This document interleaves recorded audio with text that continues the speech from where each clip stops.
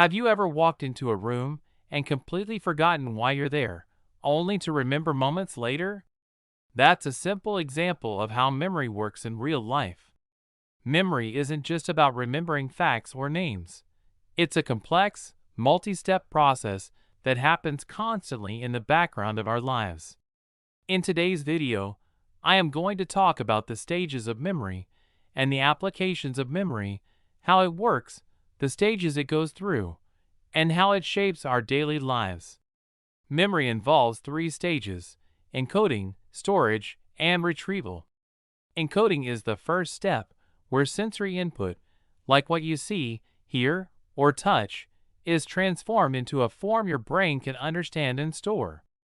For example, when you meet someone new, your brain takes in their appearance, voice, and other characteristics and encodes that information.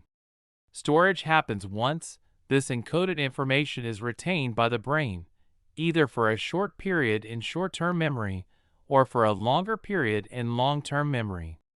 And finally, retrieval, which is the process where you access and bring back that stored information when you need it, like remembering that person's name at a later date.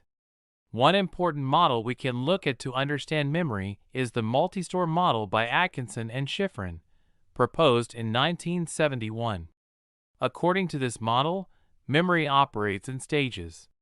First, information enters sensory memory, which has got to do with the memory of the senses such as taste and smell, where it's held for a very short time.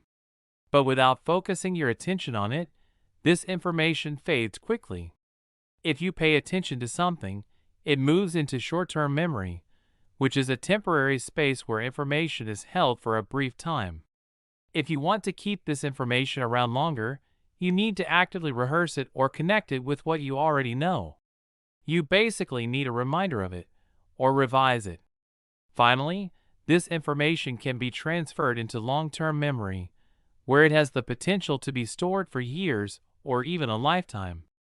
Further, in 1960, psychologist George Sperling conducted an experiment to understand how iconic memory works. He showed participants 12 letters for only 50 milliseconds, then asked them to recall as many as they could. On average, they only remembered around 4 letters. This experiment focused on iconic memory, which has a large capacity but decays extremely quickly. So, while our brains take in a lot of visual information, it disappears almost instantly unless we actively focus on it. This rapid decay means that visual details, like the colors or shapes of objects, are stored momentarily but don't carry meaning until they are processed into short-term memory. These processes all happen in real time, shaping how we perceive the world and recall information. For instance, think about how you interact with social media. A photo or post might grab your attention briefly, but unless you engage with it deeply, that information may fade quickly from your memory. Social media platforms are designed to capture your attention in small bursts, much like the way sensory information is processed. This constant barrage of images and sounds can make it harder for us to retain information for long periods because we're moving quickly from one thing to the next, constantly flooding our short-term memory. TikTok and Reels are built that way, and so we don't really engage in the content properly. It doesn't really hit. This is due to an overload of information. Basically, we are getting so much entertainment and information, we're constantly challenged to pay attention, store, and retrieve data. With social media, it's easier than ever to get distracted and lose focus.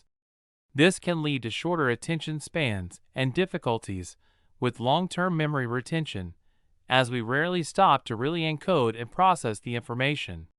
In terms of mental health, this constant mental shifting can contribute to cognitive fatigue and may even affect our mood and overall well-being. This means that you may struggle to watch videos or even films for a long period of time, because your brain is basically fried. It might be worth considering how we approach memory in the modern world. One strategy is to actively engage with information rather than just passively consume it. This could mean taking notes, discussing topics with others, and overall engaging in the content you watch on a deeper level because your brain then is engaging at a higher level. Additionally, learning to be more mindful of the present moment, whether that's focusing on one task at a time or minimizing distractions, can help with memory encoding. Minimalism is a very powerful concept in which you minimize what you do and don't really multitask. You keep things at a minimum. This allows you to fully concentrate on things on a deeper level.